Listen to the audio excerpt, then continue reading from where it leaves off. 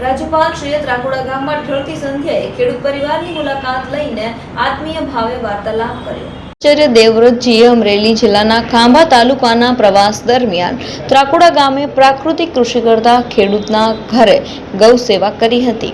રાજ્યપાલ ઢળતી સંધ્યાએ ત્રાકુડા ગામના પ્રાકૃતિક ખેતી કરતા ખેડૂત ભૂપતભાઈ દુધાતના ઘરે પહોંચ્યા હતા અને પ્રાકૃતિક ખેતી સાથે ગાયોના પાલન પોષણની વિગતો મેળવી હતી।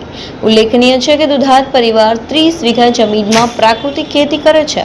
રાજ્યપાલે તેમના ઘરે જઈ અને ગૌ સેવા કરીને ખેડૂત પરિવાર સાથે आत्मीय भावे वार्तालाप કર્યો હતો कि मैं ज्यादा समय गावड़ा में जाकर बिताना चाहता हूँ, खेडूत के बीच में रहना चाहता हूँ, दलित समाज के लोगों के बीच में भोजन आच्छादन और किसान के खेत में प्राकृतिक खेती अभियान, गांव की स्वच्छता का अभियान, वृक्षारोपण का कार्यक्रम, जल बचाने का कार्यक्रम।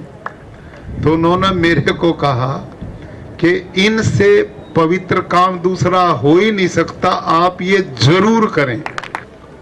और पहला गांव त्राकुड़ा गांव है, जिसको मैं आदर्श गांव बनाने की दिशा में आप सब लोगों की मदद चाहता हूं। खेती कौन कौन करते हैं, आप में वो हाथ खड़ा करो। वाह वाह, ये सब खेडूत है। प्राकृतिक खेती क्या है? ये जैविक खेती नहीं है, इसमें आपका उत्पादन कम नहीं होगा, आपकी धरती दोबारा जवान बन जाएगी, उर्वरा बन जाएगी, और उसमें अड़सी आएगा, सूक्ष्म जीवाणु आएंगे, जैसी हमारी 50 साल पहले जमीन थी वैसी दोबारा बन जाएगी। और ये प्रमाण मैं खुद हूँ।